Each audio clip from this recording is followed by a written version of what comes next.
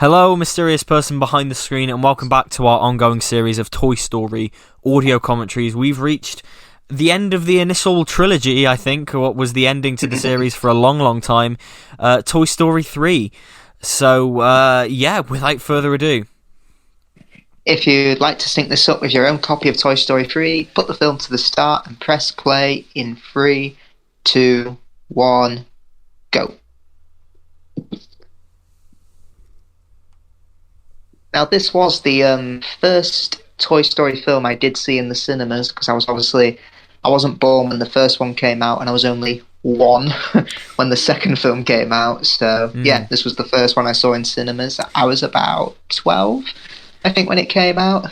Yeah, I did see... Actually, did I? Yes, I must have seen this one in the cinemas. Yeah, I did. As I mentioned the last time, I did see the first one in 3D when they released that in cinemas, but this was really the first new Toy Story film I saw in cinemas, and And for about 3 years, this held the position of highest grossing animated film of all time. It did, yes, and extremely well deserved, in my opinion. Yeah, until it was beaten by Frozen, which I think is pretty well deserving, but then that was fucking beaten by that shitty shit Lion King remake. Oh, well, that's another thing, isn't it? It's like they don't count The Lion King as animation, but I mean it is. I saw a tweet. I saw a tweet doing the rounds about a week or two ago about employees at Disney World. You know, I think sometimes they give talks about animation and they say, look how expressive and detailed the hand-drawn animation is. Why you'd want to remake this in live action is beyond me. Yeah. The employees at Disney World don't even like them. No, it's and honestly, like, it's.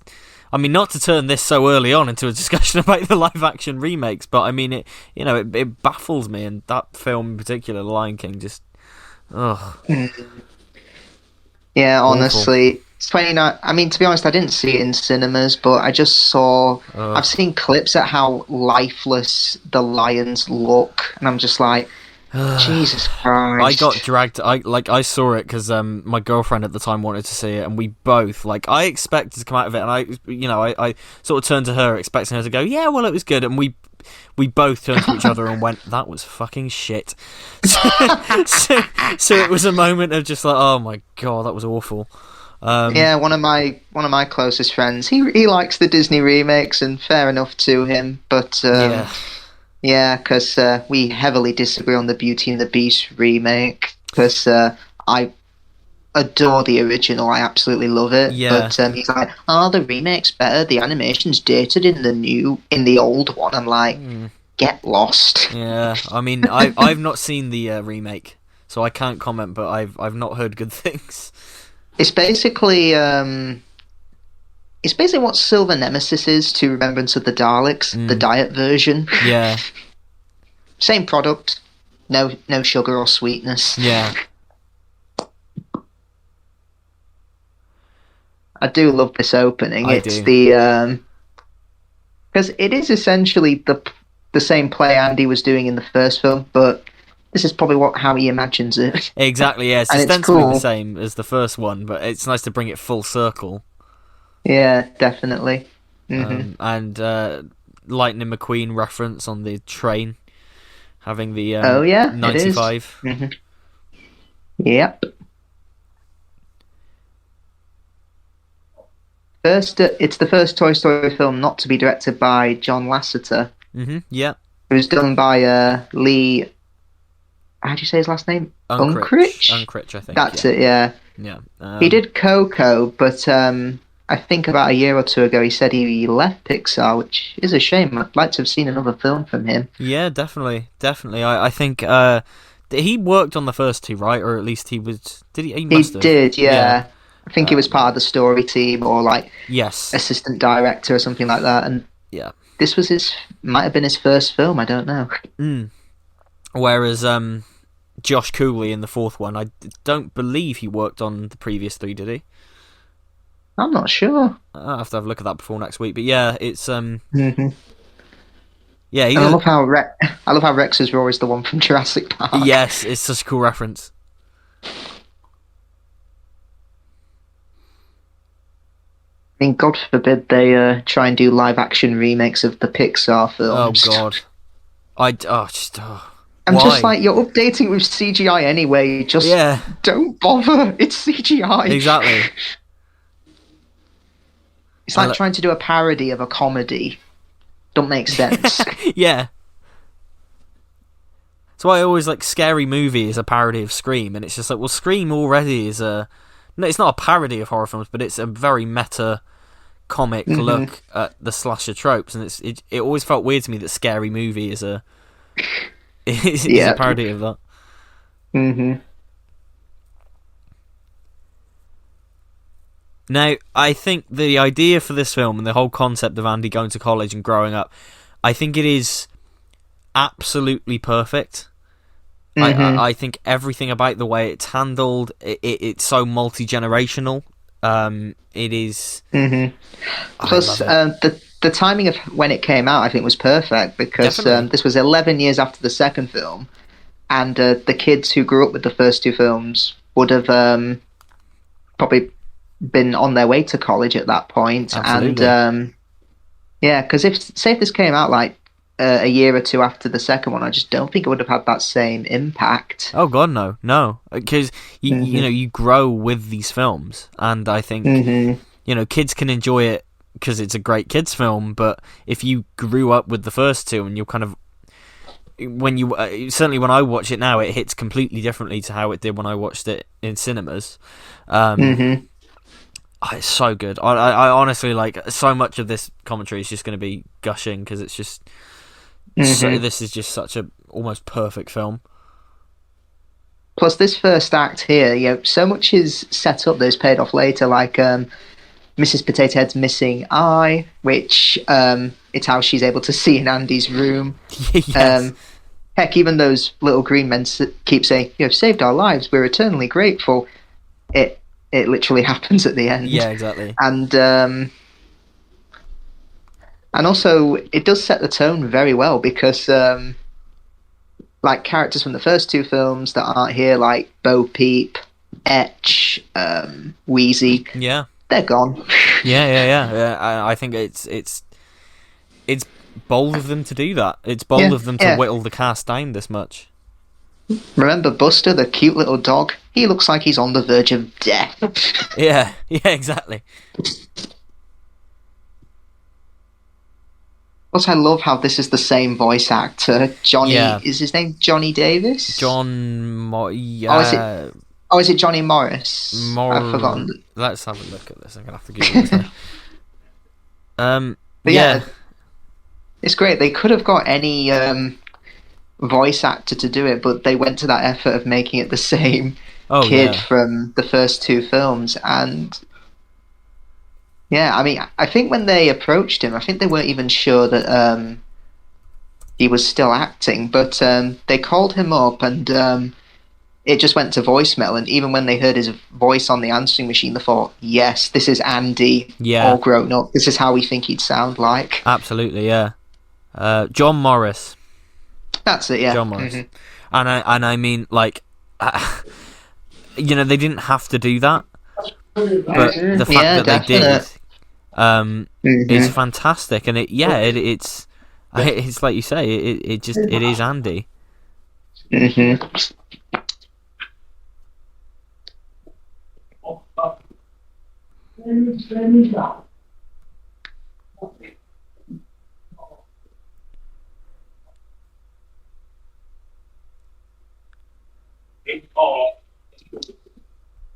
And the whole thing, it's just so sad, because you recognise the room from... You do, and it's a lot different now. It's probably a bit more cleaner. Oh, yeah.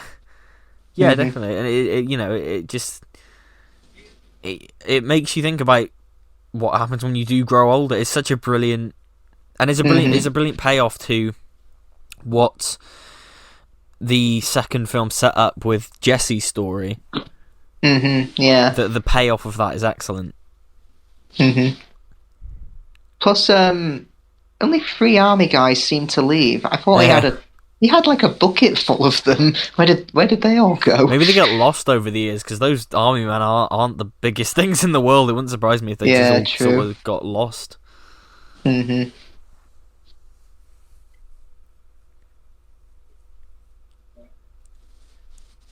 I mean, they said. I think the writer said that the reason Bo Peep wasn't in this is because obviously the fourth film wasn't in mind here, but Mm. apparently, had she been in the furnace, she would have melted instantly because of the material she's made from. Yeah. Oh God, yeah. Hmm.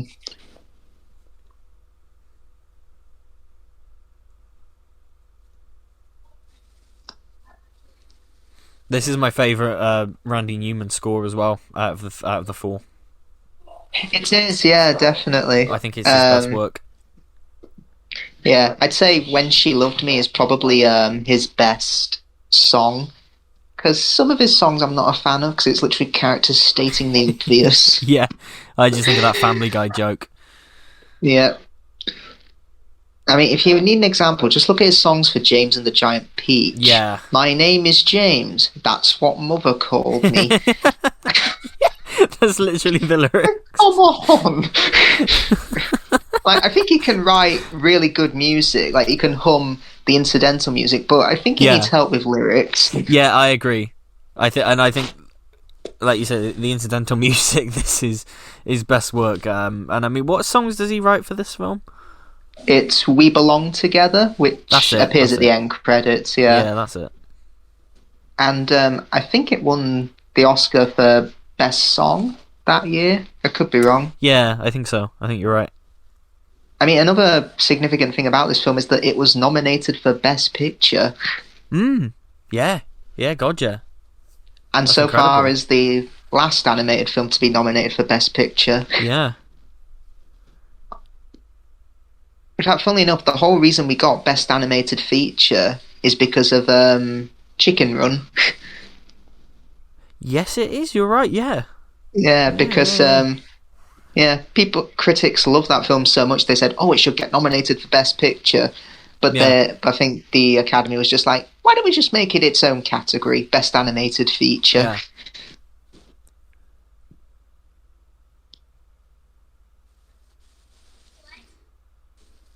But yeah, the other two films to be nominated for Best Picture are Beauty and the Beast and Up. Yeah, definitely well deserved. Oh yeah. God, definitely well deserved. Absolutely, 100%.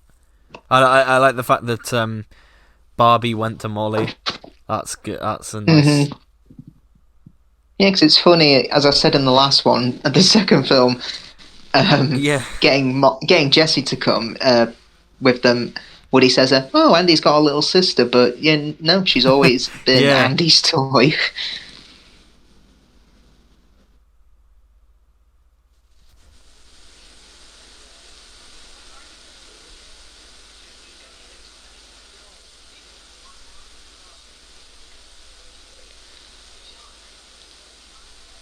I do like this about Andy because obviously he's past playing with them, but Yeah. he Yeah. doesn't want to let go of them, and like he's obviously dismissing reasons of what they can do with them, like sell them online or put them in the trash or the attic. Yeah. And it would have been too easy for them to make him completely dismissive of the toys. I think it would have been an Yeah, easy choice in the writing to just make him like, oh yeah, throw him away, because yeah. it just feel like a betrayal of that character. I think.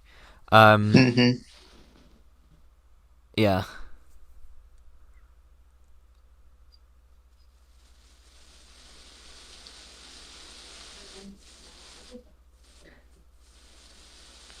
If you go back to the first film, the center of that is the competition between Woody and Buzz. yeah. Kind of, yeah. Look at this as one big story. Woody's kind of the winner here, Oh yeah. Oh yeah, definitely. because obviously he takes Woody to college and not Buzz.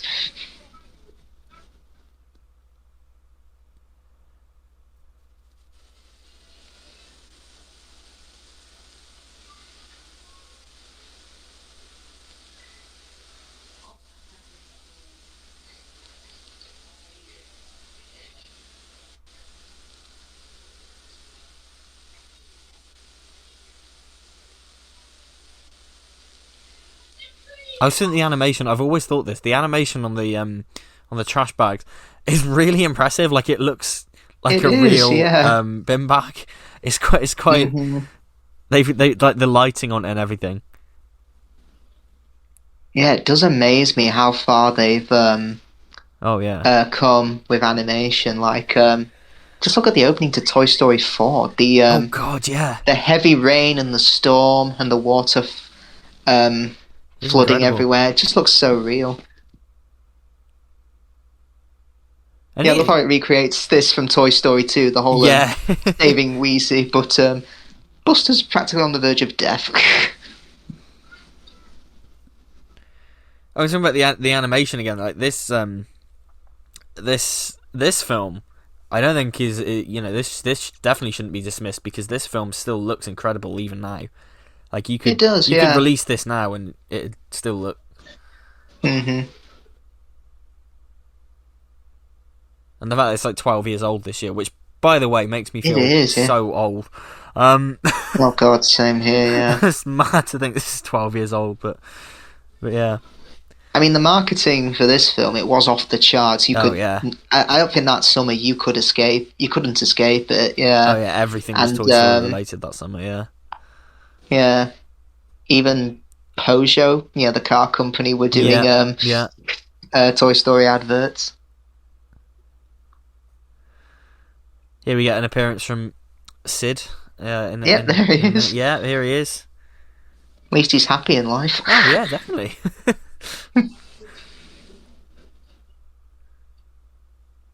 And he clearly never replaced that shirt. Oh yeah. Because if you look, actually, he's cut the sleeves off it. So I wonder if he's Oh, just yeah, literally not bothered to replace it and just modified it to fit him now he's an adult.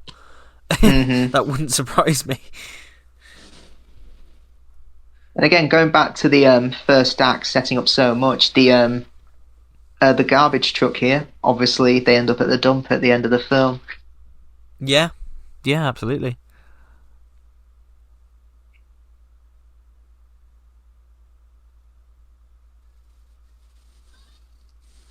And yeah, the recast Slinky is They did, yeah. you wouldn't know like at all. Like I think it's Yeah, I such definitely didn't know the difference until I Yeah. saw the voice cast. Yeah. even comparing the two voices, like it's scarily close. It's Mhm, yeah. nice. Yeah.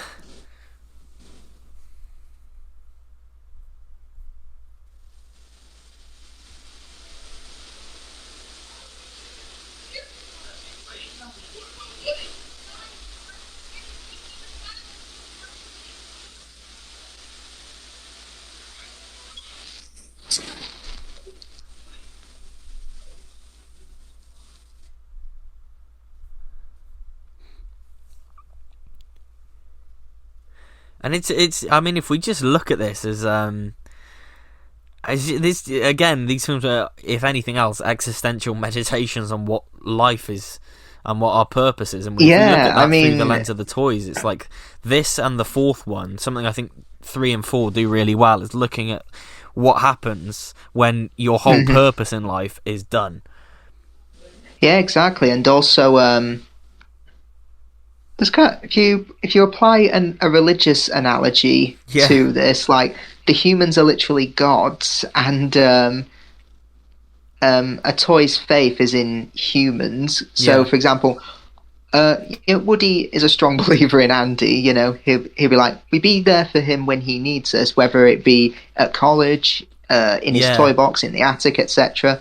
Whereas if you look at characters like Lotso, he's practically the one who completely lost all faith. yeah, Heck, and even leaves them to burn in what is essentially hell for yeah, them. yeah, yeah, definitely, Heck, definitely. he even says at the end of the film, "Where's your kid now, Sheriff?" That's the play on the line from the Ten Commandments. Where's your Messiah now, Where's your Messiah Moses? now? Yeah, yeah. Yeah, that's a very good point. I've never thought about the religious side of it before.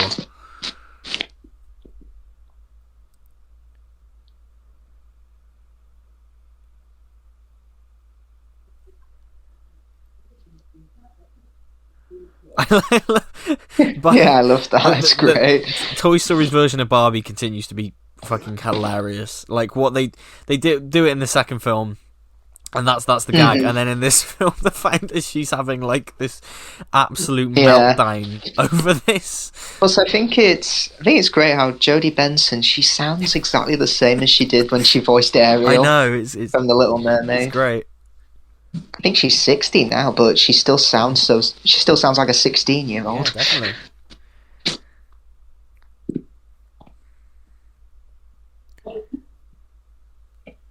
I can't do rainbows now. That'll offend some homophobes. Oh yeah, definitely. Woke Disney, you know. Oh god.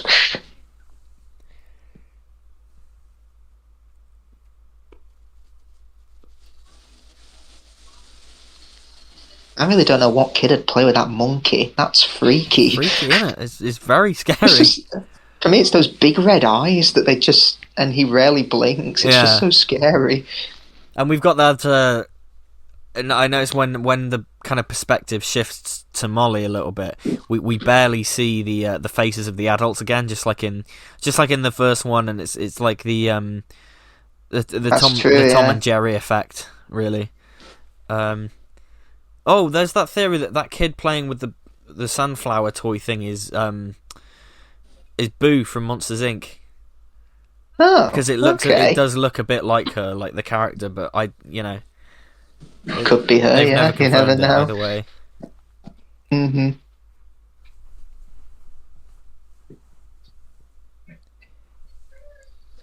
Yeah, that Jack in the Box that goes new toys. That's the director, I think. Oh, is it? That's cool. Yeah, that was in all of the trailers. I remember. It was, yeah. Them falling out of the box and going into Sunnyside. Yeah. Every TV spot.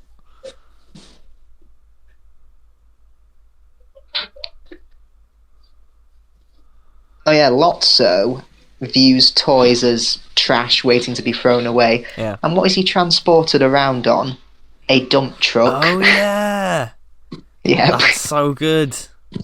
Mhm. Oh, honestly, like I said last week, like this and the second one alternate between which one's my favourite, and just little details like that. I actually think this third one, it feels weird to say because obviously these films are all considered like masterpieces, but I actually think this third one's a little bit underrated. And that seems really weird to say, but like, I remember having the DVD of this, like, the tagline was, "The perfect film can and will never exist. Yep. But if it did, it would look like this." Yeah, I remember that tagline, yeah.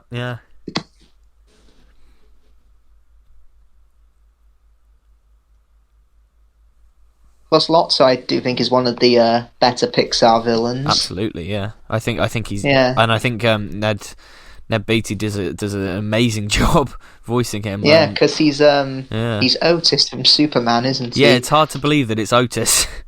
Mm-hmm. Otisburg. It's a little bitty place.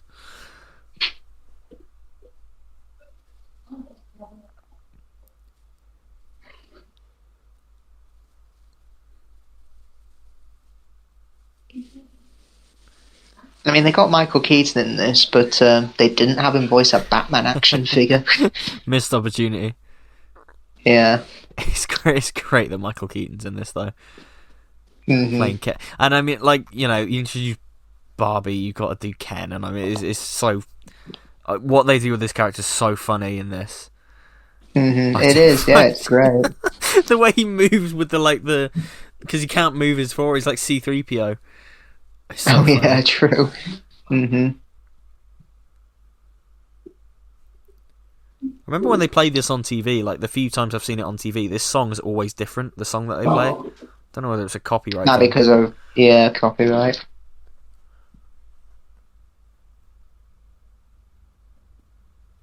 I mean, the whole Sunnyside structure here, it's practically a play on capitalism. The new ones literally start at the bottom. Yeah. And you have to more or less earn your way to be in the butterfly room. Yeah. But by the end, it kind of becomes Marxist, how everyone looks out for each other and they all take turns to be in the caterpillar room and absolutely take the harder jobs.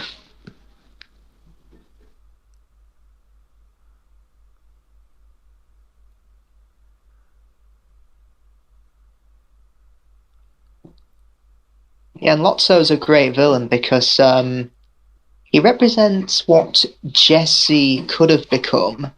Let's say if Jesse saw Emily Yeah, play with another Jesse doll and realized, oh, I have been replaced. that's Because yeah, the line where he says, we're all just trash waiting to be thrown away, it also links to the line where, you know, where he says to Ken at the end, she's a Barbie doll, Ken. There's hundreds of her just like her. yeah, yeah, yeah. And obviously you can see where he's coming from because he just saw his kid Daisy play with another Lotso teddy bear. So it's where he's realised he's not special and he's took a really dark path.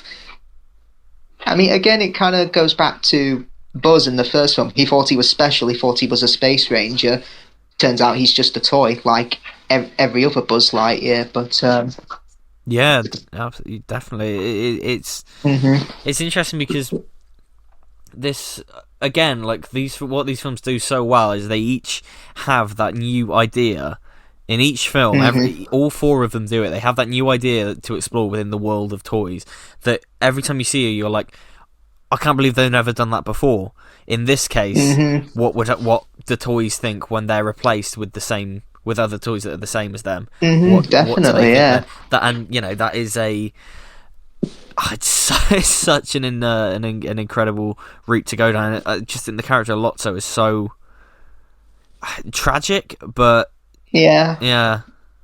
But I love how evil he is as well because he does everything a great villain should. Like when he's talking to Buzz later, he's like, it's pretty clear he is the villain and he is going to be the twist villain. But you see both sides to him because when he speaks to Buzz, he's like, "Well, request granted. You can come right in, sir. Hold on now, though. Those caterpillar kids need someone to play with." Yeah. And then obviously when Buzz refuses his offer, he says, "I understand. Put him back in the chair." He uses brute force and brainwashing. Yeah, exactly.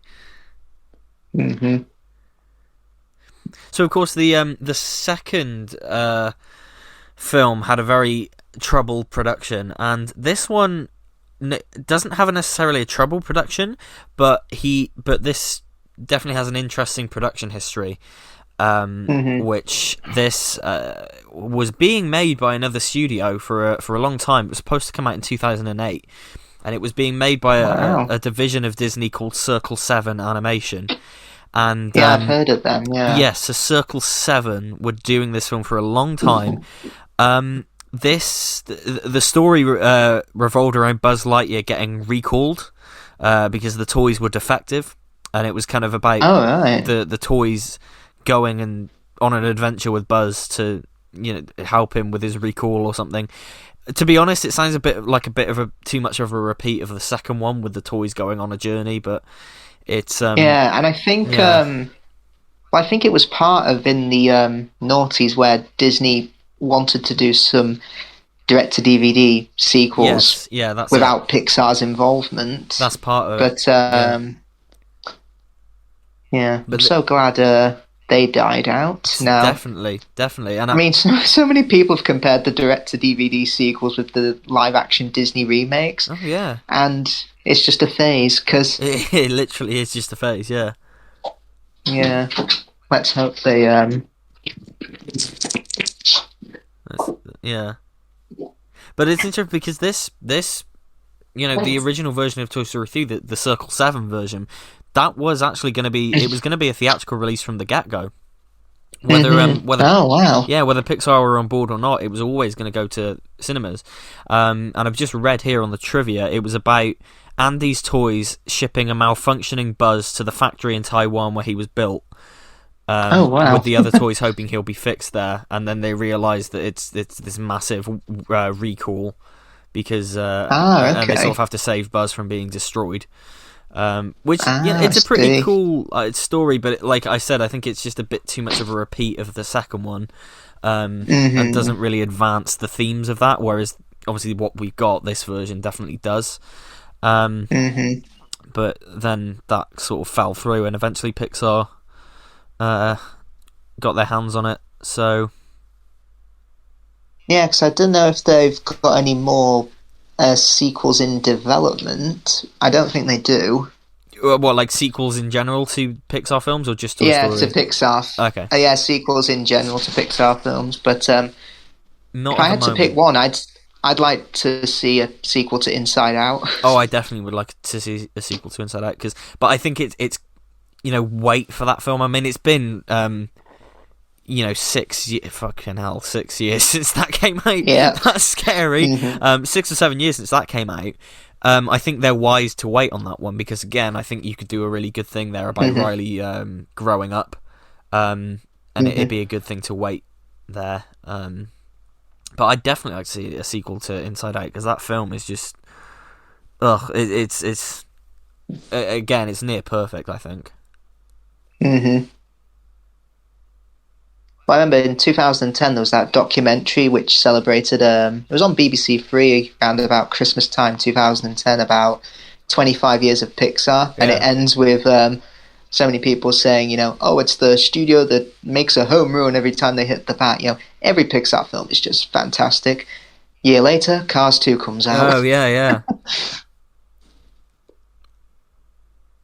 Well, that's actually why John Lasseter didn't do this. Because he was too busy. Because he was doing Cars 2. Cars 2, yeah. Yeah, which the Cars films get a lot of stick, and the second one is not very good. But I do like the first one, and I enjoyed the third one as well. So, but it is sort of the Pixar's one franchise that people just do not like. Yeah.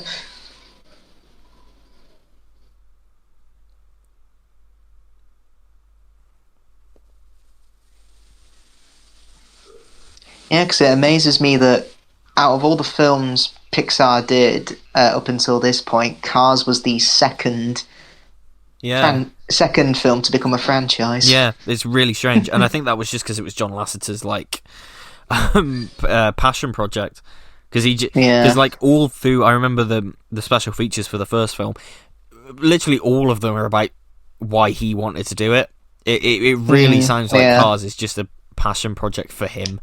And because he loves his old cars and things like that.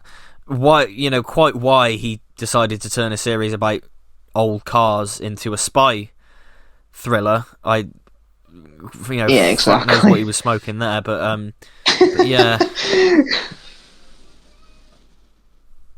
Again, that's why I quite like the third one, because it was just a return to the spirit of the first film. But yeah, Christ knows what the hell was going on. What was going on with the second one?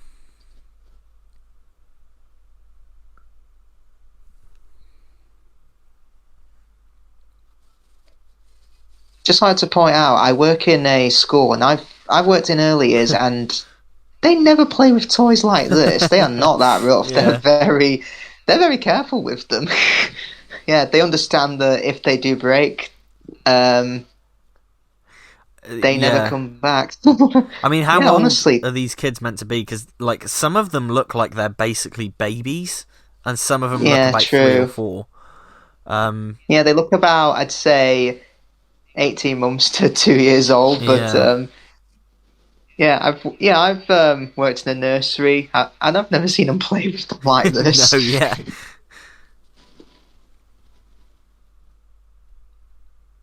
It's pretty rough as well, the whole smacking the Buzz's point of view head things, yeah, down on the thing. It's pretty rough. But I like what Buzz says later. It's I don't remember this being quite so strenuous. Yeah.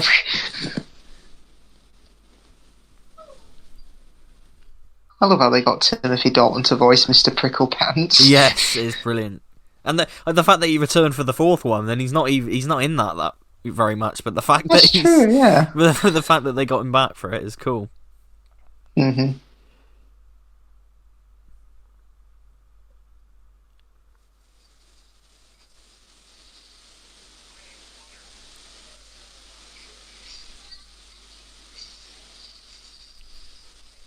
it's always excellent to hear Kristen Shaw in something. She's excellent. She's got a great talent, I think, for voice acting. Oh yeah, definitely. Yeah.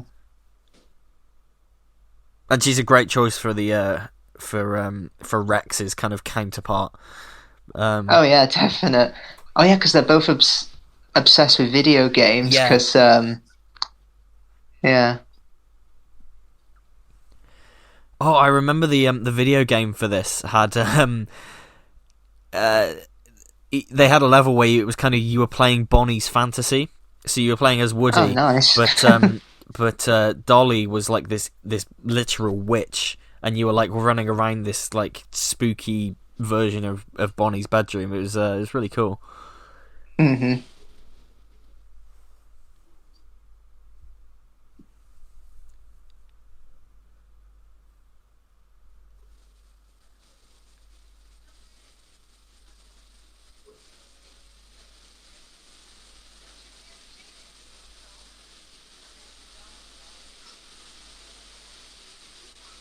And again, like I remember the merchandise for like the peas in the pod, and everything is Yeah. just everywhere.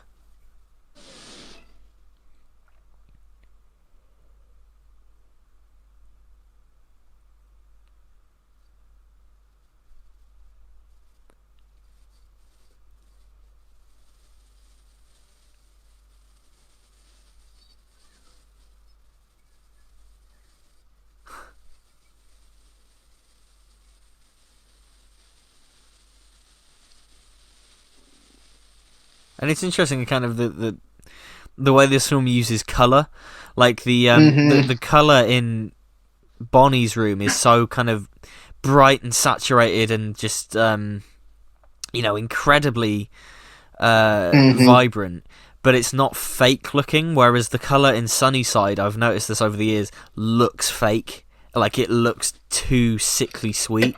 Like it's trying to. Yeah. It's too Well, good. Whereas the one in Bonnie's room looks more natural, and I think that's cool. yeah, because when the kids are around, it looks very bright, happy, and cheerful. But once the sun goes down, it just looks really Yeah, seedy. Like I definitely. love the meeting in the vending Yeah, I machine love that. because Yeah. it looks like a seedy part. Heck, it looks like a scene from Almost Got Him, the Batman the Animated Series episode. Yeah, yeah.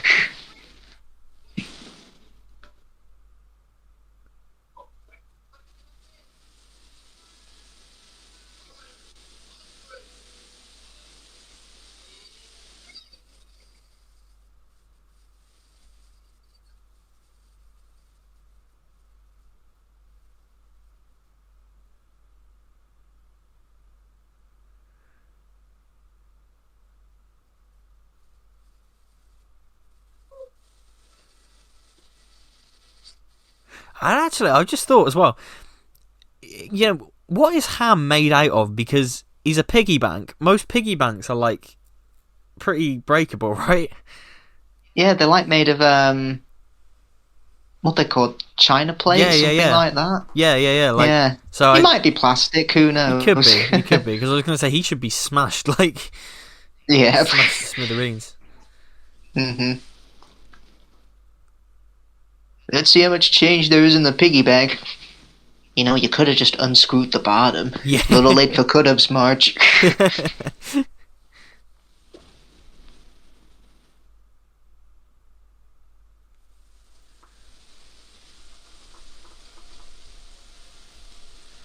I mean, at this point in Pixar's history, that I think this was right in the middle of the streak of films that was just pretty. I actually think quite an unprecedented version of an unprecedented run of absolutely Yeah, because critically if you go acclaimed from masterpieces, all of them.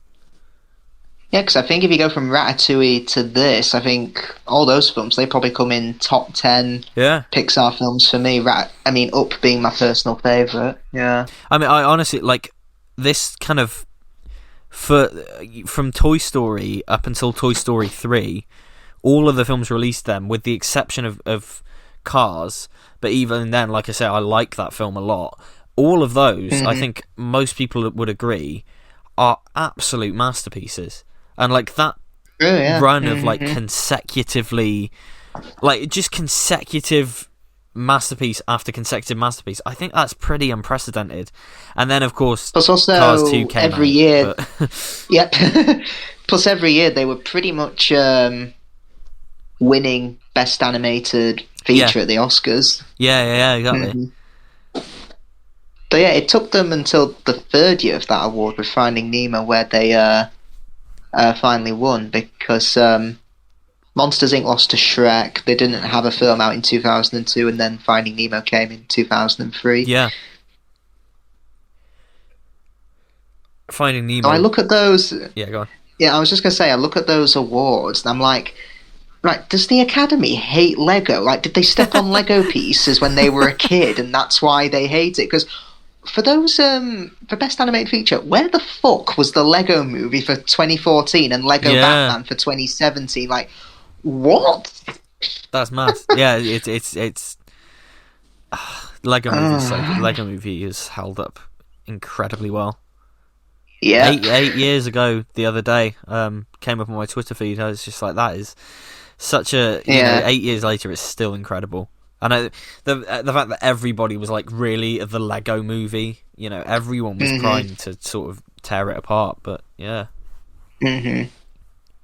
There was going to be a Lego Batman too, but they cancelled it, didn't they? yeah, I've got no idea why. Such a shame. That would have been cool. I don't know why they cancelled. I don't know whether it was something to do with the. Yeah, no, I'm not sure.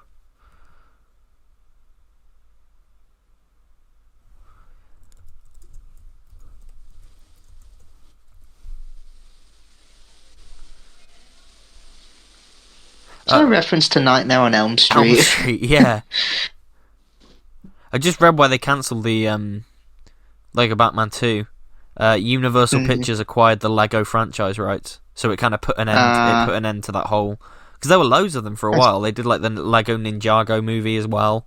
Um, hmm. but yeah, Such a shame. yeah, big Yeah. shame.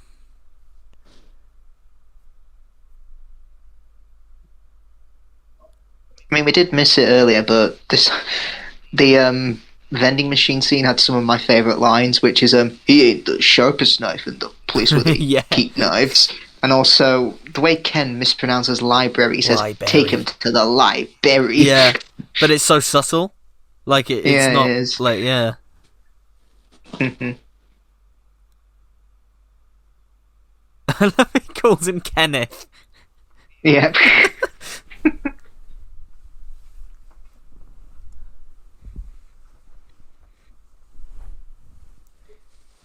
You probably, yeah, just from this scene of how he's whispering those sweet nothings into Buzz's ear, you see how he's manipulated Yeah, yeah, every other toy that's managed to get definitely. themselves closer to Lotso, because maybe they were toys that came in on their own. They didn't have a family, so they were like, "Oh, cool, we can go to the butterfly room now, and Yeah. now we can treat the other toys like shit."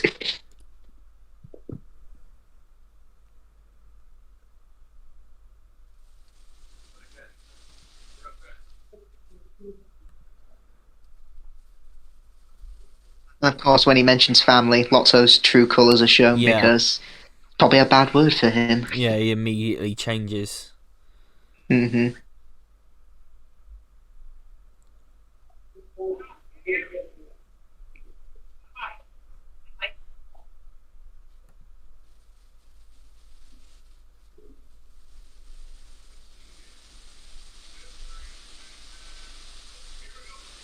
Oh, and I love the instruction manual. Like the picture on the front. That is the picture I remember on all of the toys from, like from Hmm. before this film came out. Like around the time, obviously, I wasn't alive when the first one came out, but like Yeah. that image, that drawing, that illustration of Buzz was on so many of the old merchandise.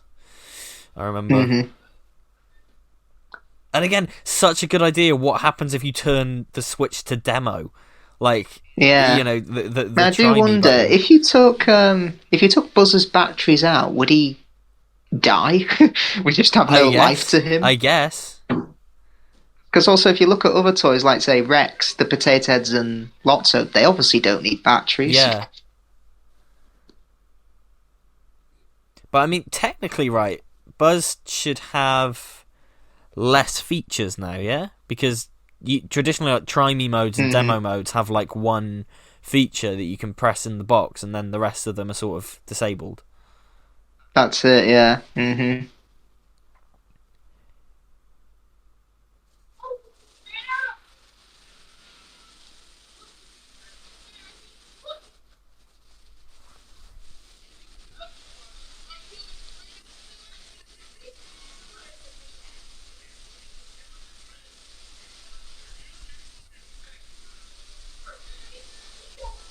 Yeah, I think the next Pixar film is that Turning Red. Is it called the one about that?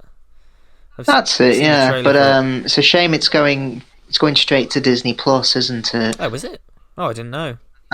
I think so. Yeah, that's disappointing. I mean, I get we're in a pandemic, but you put out Encanto and Raya and the Last Yeah, Dragon yeah. out, didn't they? So why can't you do the same with Pixar? It does strike me, and I know this isn't obviously the reason. This is it's a bit like uh, inflammatory to say, but it does feel like the fact that it's the first Pixar film to be directed by a woman, and it's got a mostly Asian voice cast, and this is the one that they're trying to Yeah. bury on Disney. Well, not bury, but this is the one that's going straight to Disney Plus. It does feel a little bit. I don't know. It's a little bit strange. Well, it kind of happened with Soul and Luca as well, because Oh yeah. they take place in non-white cultures, and Mm. yeah, because the main character in Soul is African American, and it's a the two boys are Italian in Luca. Yeah. I can kind of forgive it for those though, because that's when we were kind of like in the midst Oh of the yeah, pandemic. definitely in Like the prime. Yeah. everything was going straight to the cinema. Whereas now, like you said, they've released Encanto and Raya and the Last Dragon. It just is a bit like. Hmm. Like fair enough if it was like a shorter theatrical run and then straight to Disney Plus, but Yeah, because I think that's what they did with Shang-Chi. It was out for about 40 to 45 days, and yeah, then they just immediately put it on Disney Plus, which that seems fair, yeah, it I is cool. think. And they did it for it was cool. I remember they did it for Rise of Skywalker because that obviously it came out end of 2019 to pre-pandemic, and Hmm. then they brought the Disney Plus date forward as like a almost like a gift, like because it was in April March time when the world was suffering really badly, and they were like, okay, yeah, here's the Rise of Skywalker about a month early Hmm. before it was meant to go on there, so that was quite nice. Hmm.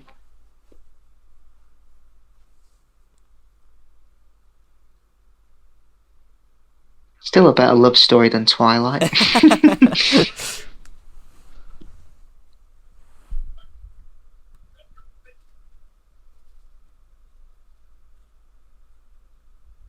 Yeah, and I love the night lighting here and the bright white lights. It's almost like you're in a prison, and it's Oh practically a yeah, nursery. I do love like the prison break aspects of this. Hmm.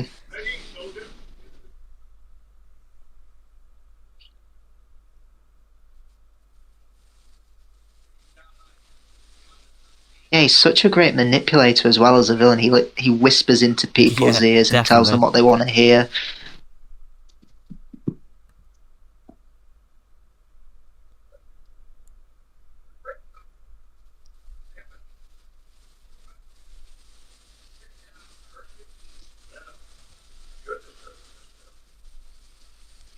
Yeah, if we're going with best Pixar villains, I'd probably go with Lotso, Syndrome from The Incredibles, and probably Mm, uh, Charles Muntz from Up. They're yeah, probably my favourite Pixar I villains. think so. Yeah.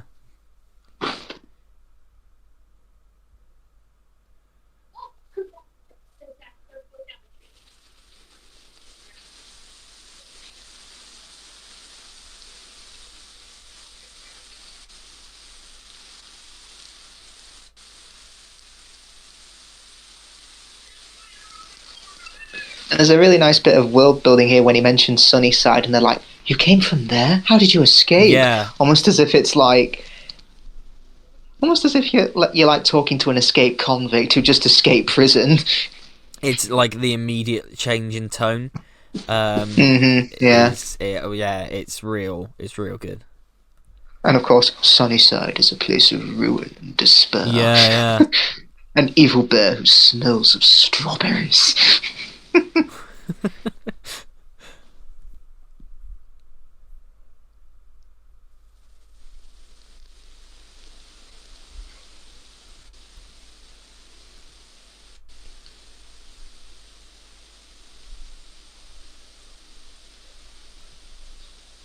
Yeah, the voice of Chuckles is Bud Lucky, who was he played Rick Dicker in The Incredibles, and also I think he directed, wrote, and voiced all the characters in that Yeah, short film Boundin'.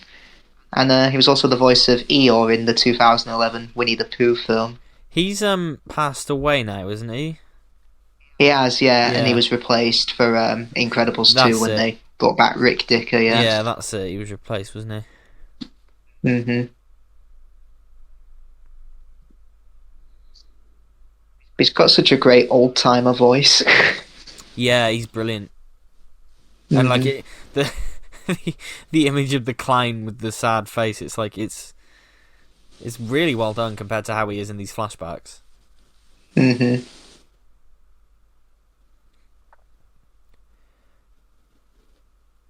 And we haven't spoken about it yet, but Big Baby is fucking he's terrifying. Like, Yeah, and there's oh something my so god, haunting when he's on the swing just looking up at yeah, the stars and moon. that It's just really that creepy. scene is just oh my god, yeah. I mean, if you want to pick at straws, there's another Star Wars reference in this franchise. He picks up Lotso slash the Emperor, throws him down a Yes, shaft. he's yeah.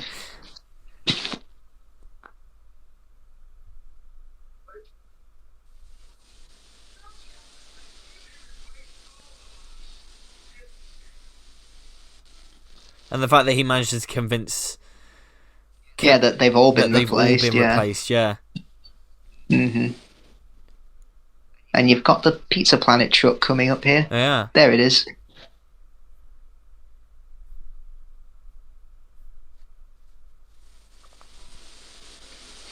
And the reveal of Sunnyside in the flashback now is just like it's so well done. hmm And also, it shows why he needs the cane because he is Yeah. shown to be limping.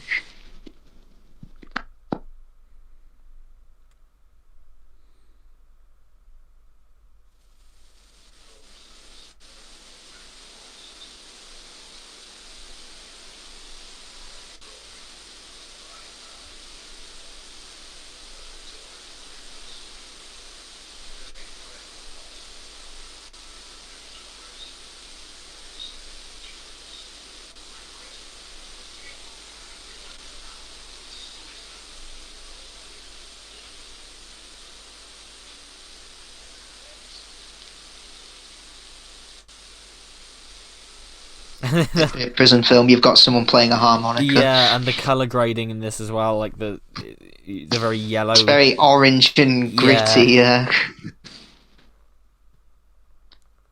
Surprised I don't have one of the toys say "Dead Man Walking." Yeah.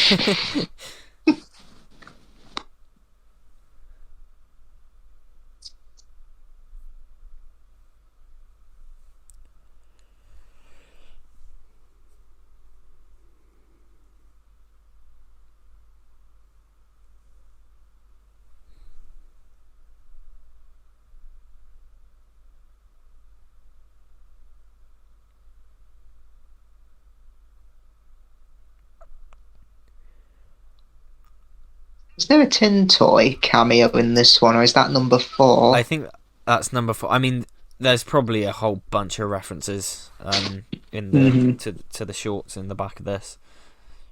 Yeah, well, I think Tin Toy was actually going to be the main character in the original Toy Story. Yes, yeah. hmm Yes, because they had the model ready to go and they thought it'd be yeah. hmm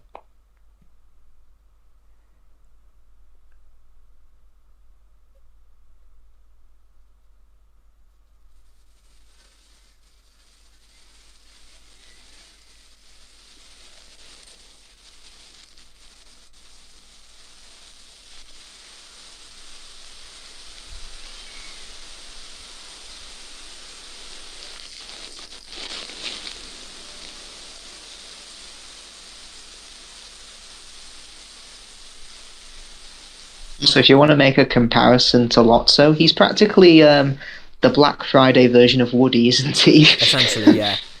Yeah, the horrible one we originally got. Just like, wow, is he an Yeah. asshole?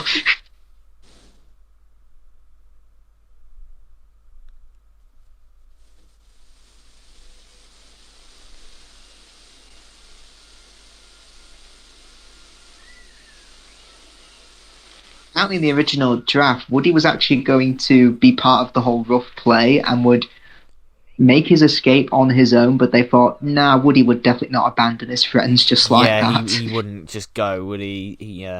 He'd say, nah, we're getting out of here altogether. Also, I love how this cute little baby's toy has such an old-timer voice. Shouldn't have come back. Shouldn't have come back, cowboy. Yeah, and it's like the eyebrow, like the way the eyebrows are animated, it's just like it fits really well. Mm-hmm.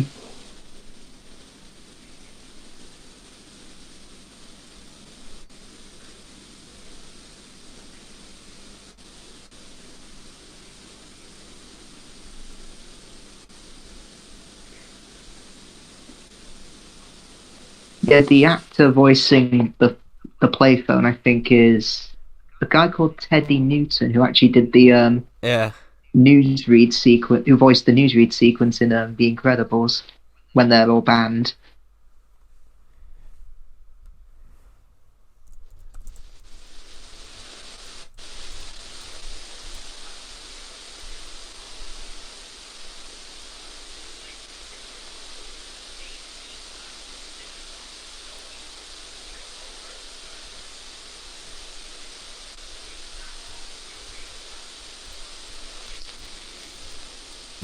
With the monkeys animated, the way it's like, Yeah, it just looks so fierce. Yeah. Like, I wonder if this gave any kids his nightmares. eyes like darting about all over the place.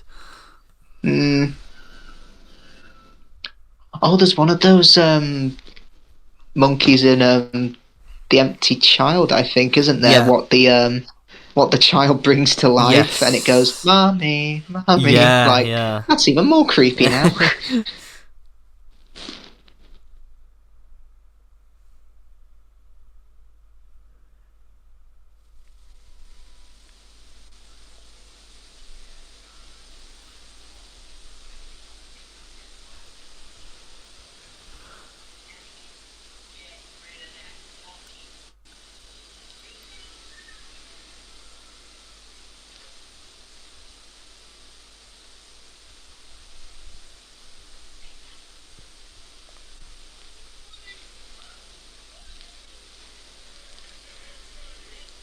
Once again, like the second film, we have a reference to Buzz's original Space Ranger personality. Yeah. Yeah, and I like how when Woody's told him, he's like, "Oh, not again." Yeah.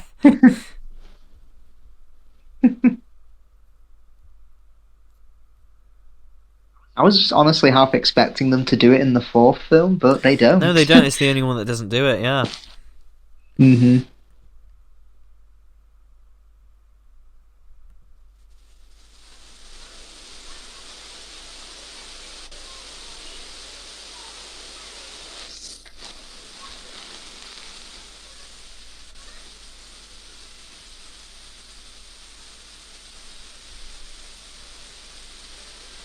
I just love that this film is the fact that it's a prison break is just, I think it's so funny. Mm-hmm. Yep. I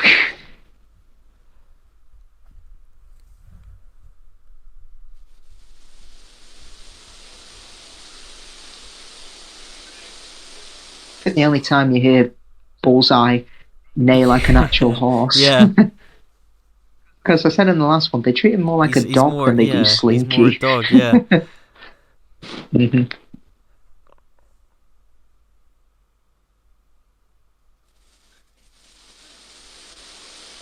I just love the whole intricate plan.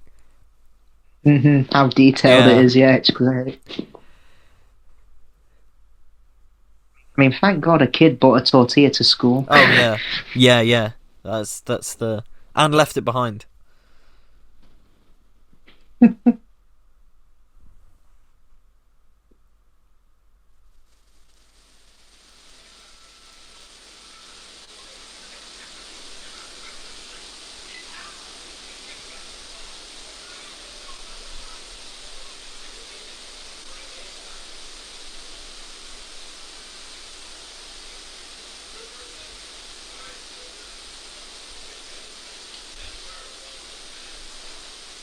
Well-groomed man. Yep. Well, yeah, it's the original trait of his personality. Like he Yeah, won't call people by their real names; he'll just call them by what he literally he sees. sees. Yeah. Like vegetable man, slaughtered pig, well groomed man.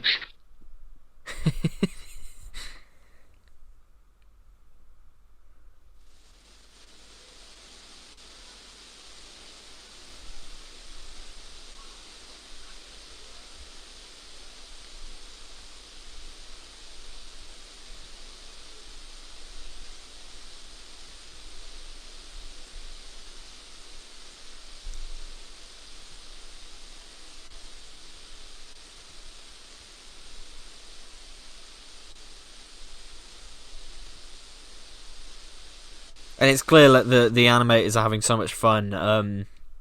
Hmm. Tipping the hat to the old Prison Break films and the Definitely, Great yeah. Escape and things like that. Hmm. And just when the monkey screams, it's like Yeah. The way he hisses at him as well, it's so terrifying. yeah, and yeah, that's it.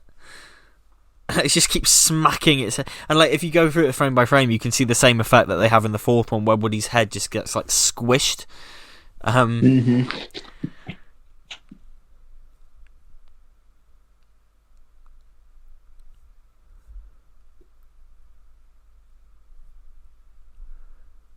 and like this is like subtle dig at the amount of like ridiculous Oh outfits you yeah, can get for definitely. like Don't be fooled. It's the same figure, but she's got a new hat. yeah. I want it. I mean, he should have really, again, had a Batman outfit. Oh, definitely. Ken Batman. Captain Batman. Uh,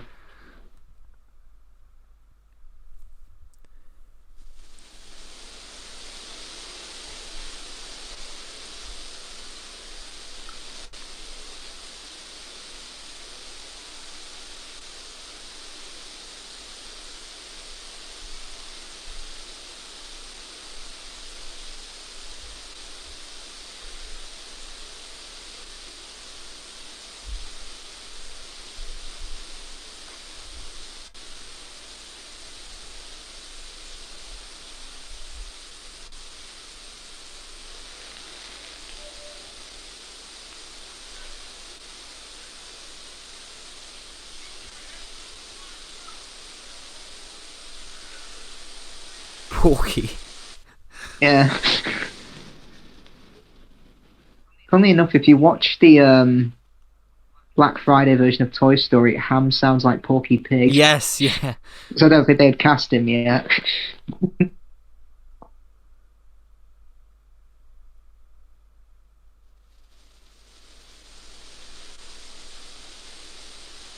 I thought like Mr. Tortilla Head is one of the funniest visual gags in Yeah, these it's almost films. like it's like Frankenstein's Yeah, monster. the way the parts like the hand crawls back to the tortilla is Hmm. so funny.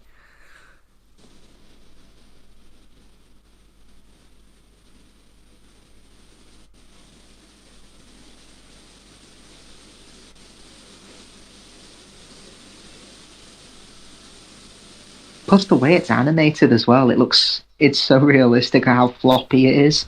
Yeah, yeah, definitely.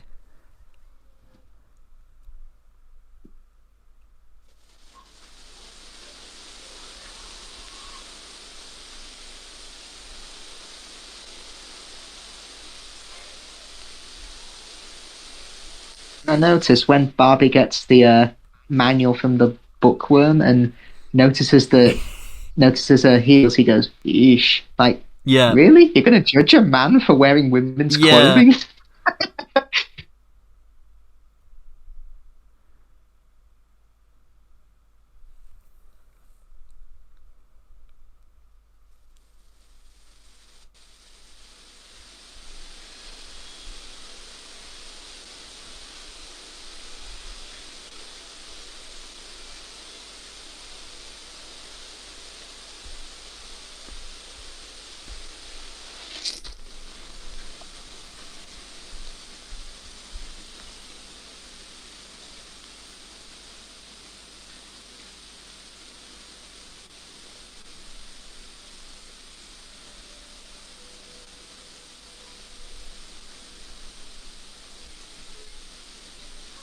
Yeah, the lighting in that is so Yeah, so good. It just looks like that again. It's such a great callback to those old Prison Break films. yeah. It's really atmospheric as well. Like it's incredible. Hmm. I mean, what you should have had is a human going, "Oh yes, those toys are up to something. Yeah, They're yeah. organised. I know it." That Woody one, I reckon he's their leader.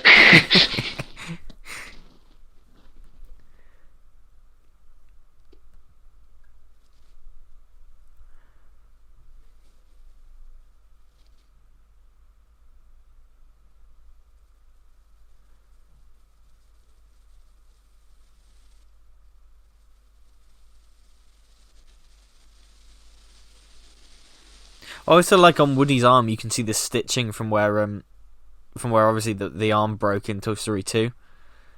Oh yeah, you can. Yeah, You can that's just see good. how it's stitched back up. I have to look out Hmm. for that in the fourth one, see if they kept that detail.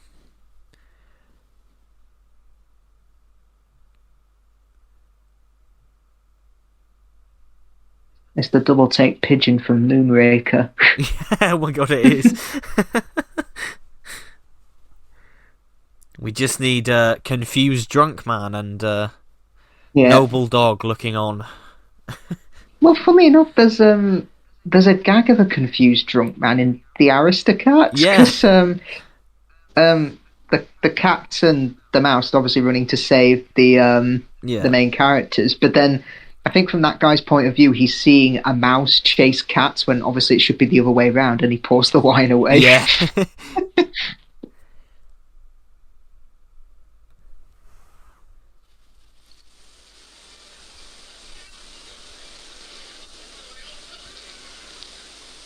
They Now, just tackle Spanish. him. Oh yeah, unscrewing his back, does that hurt for him? I don't know. I mean, yeah. Is it the equivalent of peeling someone's skin off? Is that how painful it could be for a toy? Yo, God, maybe.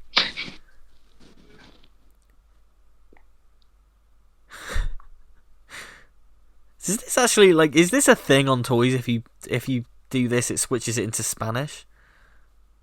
I'm not too sure. It's so funny. It's so well done. Yeah, the actor who voices Spanish Buzz, he does the Spanish dub for Toy Story as Buzz Yeah, he Lightyear. does. Yeah. How do they handle that in the Spanish version then? Does he go I English? Maybe? I don't know. I hope so. Hmm. Do you know what? I'm actually going to look that up because that's I'm genuinely intrigued. Hmm.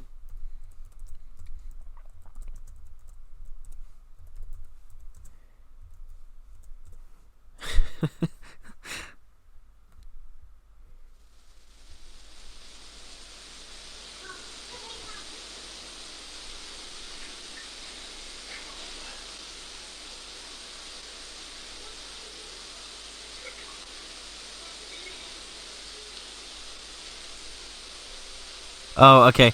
In the Spanish dubs, the subtitles for Buzz's Spanish mode are absent, and the accent changes into a foreign accent from the other characters.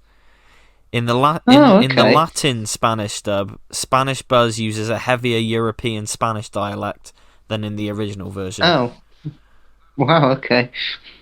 Because it's kind of one of those things. Does the joke really play to in that version? Maybe it does.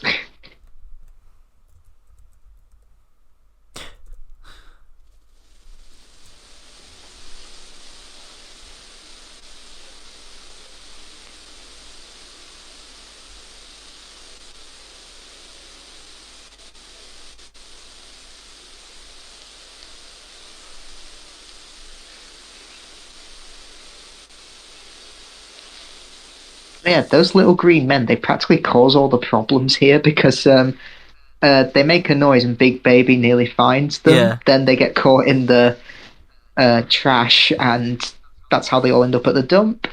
And then they go, the claw, and then they think they yeah. get killed for it. god, like the cracks on the baby's eye. Like this is this. I think this pushes it a little bit. This And the fact that he twists his head around like something out of The Exorcist. Yeah, it's like it's creepy. Like I know, I think it scared a lot of kids at the time, and it is like it's a borderline horror film scene. Yeah.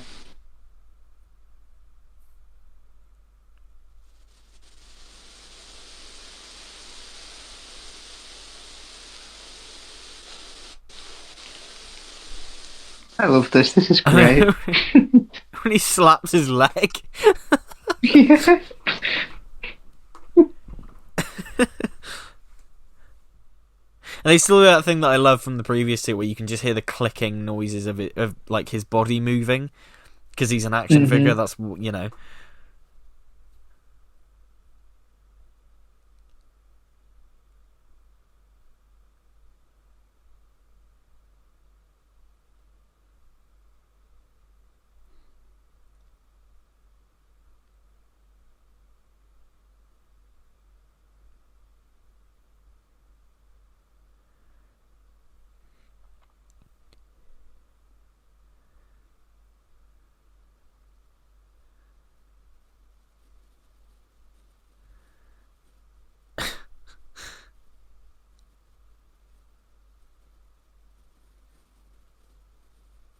And this, like you said earlier, this whole upcoming confrontation with the villains, as they're about to go in the garbage, is I think it's one of the most fascinating moments of all four films, because it is just such it's such a dive into how these characters think and just what makes them tick in such an incredible way.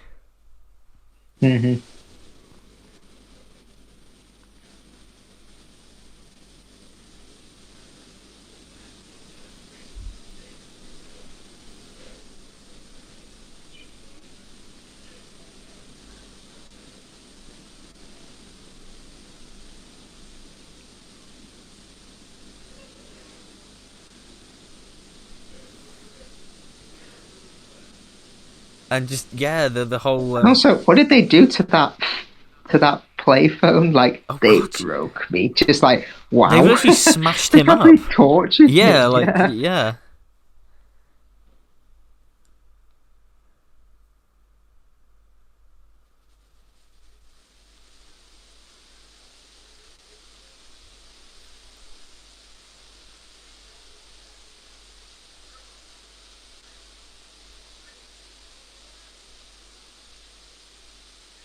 And the whole, you were made to be thrown away, like, what a prick. Yeah.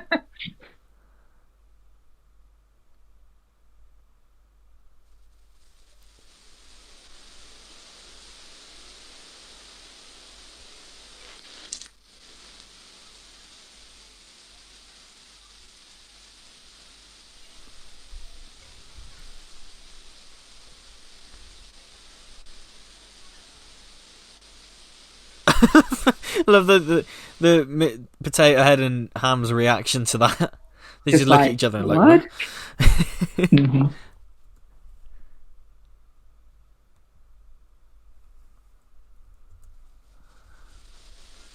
Yeah, as he says there, there's 100 million just like her. Yeah. It links to his own backstory being abandoned and replaced with pretty much what he sees as the same toy. Like, we're not all special. Yeah. We're all just trash waiting to be thrown away.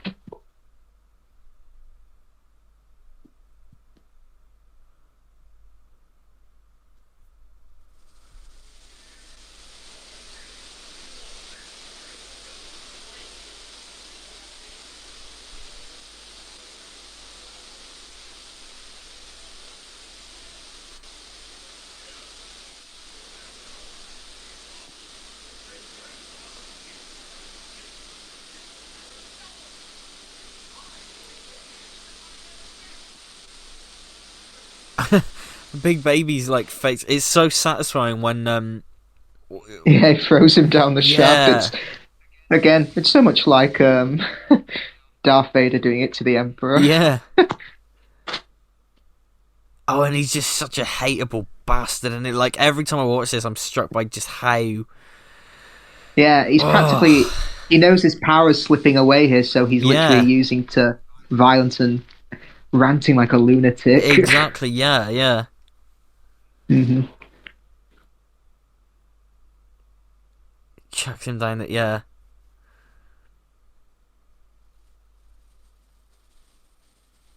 I like that moment of like where they're just all staring at the lid. They're just like, he's gone. Like Like, they don't just move on instantly. They take that moment to be like, oh, okay, hey, he's gone. Okay, yeah. we're all right now. Although he's even pissed off with the aliens, like, oh, come on.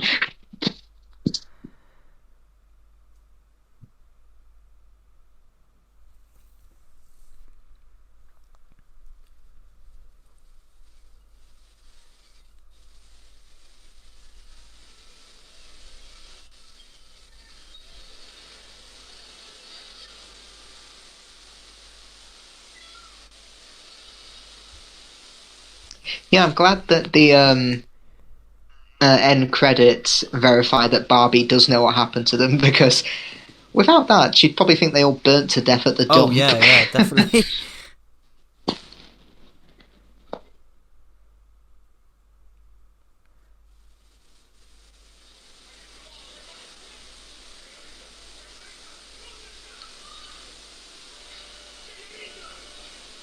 I mean, there's a line later where Jesse says, I know Buzz's Spanish mode. Okay, right, but what if you want him back to normal? You're just going to drop a TV on his I was head gonna every say, time? yeah, like how do you get him back to normal from that? Like normally. Yeah. I mean, I hope there's a joke in Lightyear about his Spanish mode. Oh, I really hope so. hmm And I remember as a kid thinking he died, like Buzz died when this happened. Yeah, Uh, God, imagine if this was the ending for Buzz he just Lightyear. dies. He gets a TV dropped on him. Like hmm again, the glow in the dark effect is really well done as well. Exactly, yeah. Oh, but my Buzz never glowed in the dark. Yeah. That's a shame.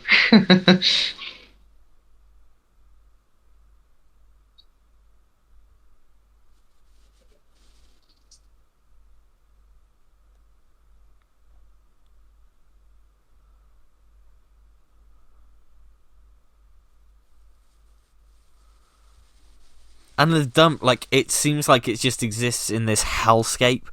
Like it's so grimy, there's Yeah. nothing around it until obviously Like later the on. ugly yellows and greens you Yeah, get with it, it's perfect. It's like a toy's worst yeah, nightmare. absolutely. And it's so foggy around like the lights and everything. The outside. hmm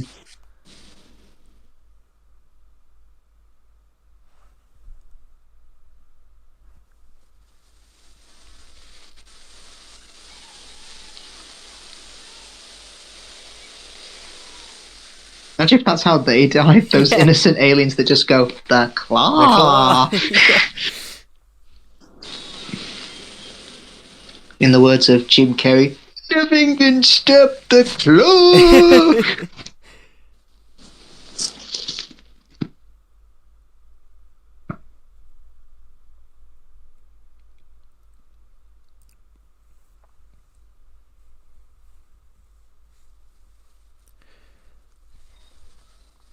It's brilliant how the dump scene shows the importance of togetherness because despite what Lotso does, Yeah, Woody does say, we're all in this together, but he does not return the favor. He's just like, "Where's your kid now, yeah. sheriff?" and literally looks out for himself.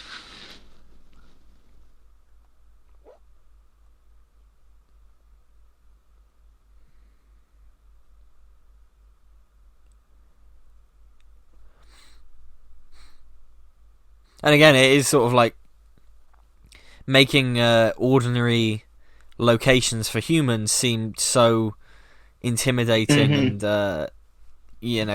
terrifying And for hellish tourists. from their point of view. Yeah, Yeah. exactly.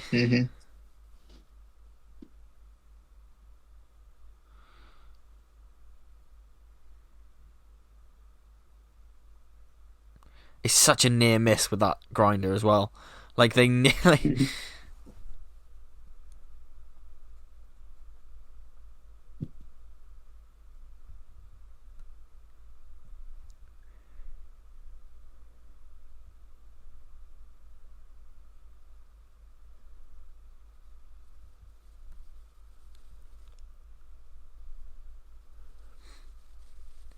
I love the sinister music as well when they realise that it isn't daylight. It's Yeah, a fiery furnace. Yeah. And I think there was debate amongst the writers here that should Lotso press the button? And I think they animated a version where he did press it and redeemed himself, but they thought would be a lot darker if he didn't press it. Yeah. And because even with the fourth film in hindsight, I'd still say, yeah, this is probably the darkest of the four. Oh, it's absolutely the darkest of the four. Yeah, definitely. This whole thing, it's really oh god, it's so sinister. Like that, where he's actually just saying, "Yeah, go and die." He's just leaving them to die. Yep. And that's the moment I think where he's beyond any redemption. Yeah, like. If they tried to bring him back from that, they couldn't have. He's just beyond any redemption now. This whole scene, one of the most, I think, powerful of the whole lot. Yeah, I mean, as a 12-year-old watching this for the first time, I thought, this is it. They're going to die here. I think everyone did. Everybody who I've seen watch this for the first time, everyone is always on the edge of their seat at this point. Because it is just and it's not even... And I like how there's no dialogue as well. Jesse just asks, what do we do? And Buzz just literally puts his arm out and say, at least we'll go together. This is a kid's film where the main characters are just accepting the fact that they're about to die. They're just accepting their fate. Because it would have been one thing if they had kept climbing up and then got saved. But the fact that they grab each other's hands and accept that they're going to die is so powerful. Yeah. And the way it's done with the music, dun dun, it's oh my god, genuine goosebumps every time I watch it because it is just so. At least, I mean, I'm glad Randy Newman didn't write a song for this. Toys are gonna burn in the furnace. You ain't gonna see them no more. Oh, it's so good. And I just realised Woody's practically in a cross pose like Jesus. Yeah, he is, yeah.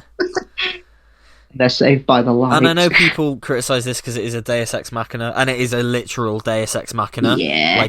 On every level, if you look at the definition of that, this whole thing is a literal Deus Ex Machina.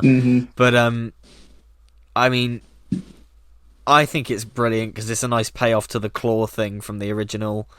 And also... you have saved our lives, we are eternally grateful. Exactly.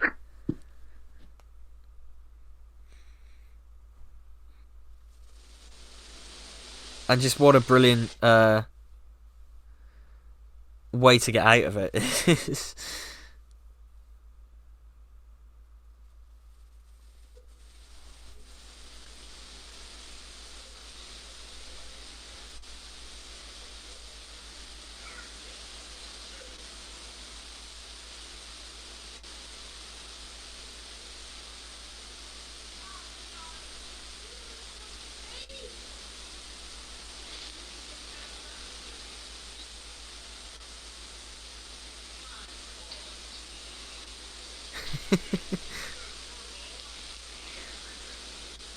I mean, those little green men, they're in the Buzz Lightyear cartoon, aren't they? Yeah, they are, yeah.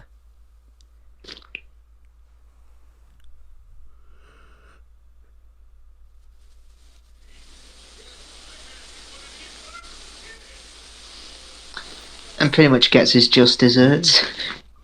Tied to a dump truck for the rest of his life. Literally for the rest of his life, yeah. And they keep saying he smells of strawberries. Most of the Lotso toys did smell of... oh, really? Yeah. And I think even now, there is a strong scent of strawberries when you go into any toy store in Disneyland and walk over to the Toy Story section, and it's a strong scent of strawberries, and they're all from Lotso. Oh, that's yeah, good. They actually do have the scent.